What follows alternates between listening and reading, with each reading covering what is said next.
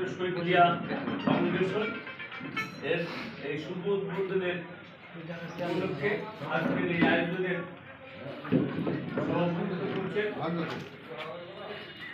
আমাদের বড় ভাই রামকৃষ্ণ ইউনিয়ন বিএনপির সাবেক সভাপতি জনাব আনসার আলী মেম্বার।